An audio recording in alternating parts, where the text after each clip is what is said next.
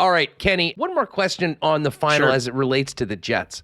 You just laid out all these Manitobans that are kicking ass for Vegas right now.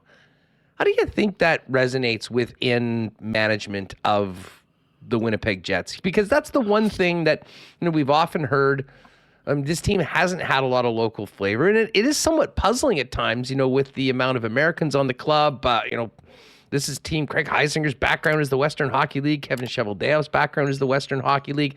Do you think seeing these Manitobans do what they're doing right now for Vegas at all maybe gives them pause to maybe go down that road a little bit more, whether it be in the draft or potentially in player acquisitions? Yeah, I mean, Huss, it is a fair question, and we know one thing we've heard from both Kevin Cheveldayoff and Mark Hillier over the 12 years previously. They don't draft by passport, but given some of the things that have been unfolding both on the ice, as you mentioned, with the Vegas Golden Knights, and maybe what's happening off the ice with the Jets, would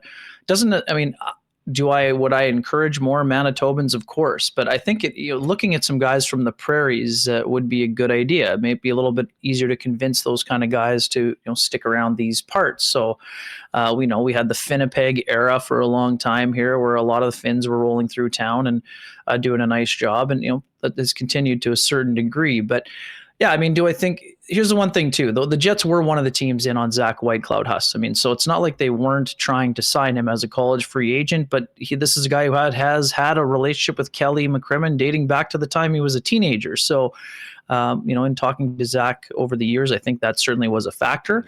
I do think he gave the Jets some consideration, but long-winded way of saying, do I think the Jets could benefit from, you don't just draft somebody or sign somebody because of where they're from, Huss, but I do think that the the back end of the player, or the high character guys, I think that they could be looking at maybe sprinkling a little bit more of that Manitoba, and even just in a broader based sense, some prairie flavor.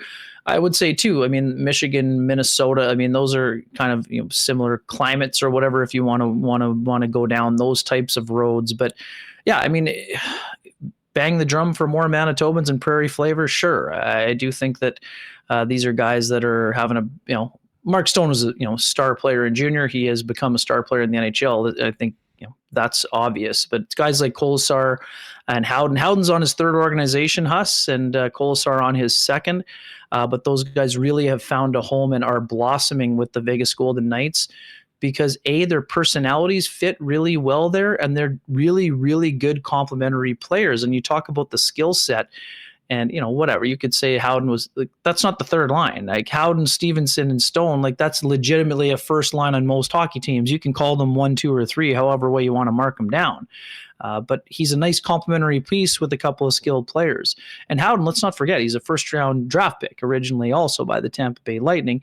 And Kolesar was a third-rounder, but a guy who really was late bloomer, might be stretching it a little bit, but he got better and better as the years went on. Huss, being a guy who played a lot of sports growing up, and then kind of went down the hockey road and really became this is a guy that was playing with Matt. People forget, this guy played on a line with Matt Barzal when Seattle won the championship, I believe. I mean, the 1 year they lost to Brandon, and then they won the next year. So, I mean, these guys are really talented players. But yeah, I mean, do I think yes? The short answer is yes. I do think that that's something that has to be a consideration.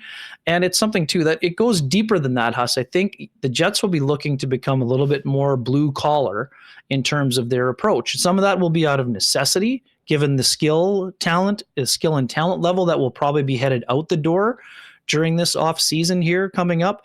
But yeah, I mean, I do think the Jets need to get a little bit closer to the 2015 construction of the roster. And again, you still have to have skilled players to compete. Let's not look at Vegas and Florida and say these are lunch bucket brigade clubs. They have some lunch bucket players, but even the guys that we mentioned, those are skilled players who have become more complementary, secondary scoring type of guys at the NHL level.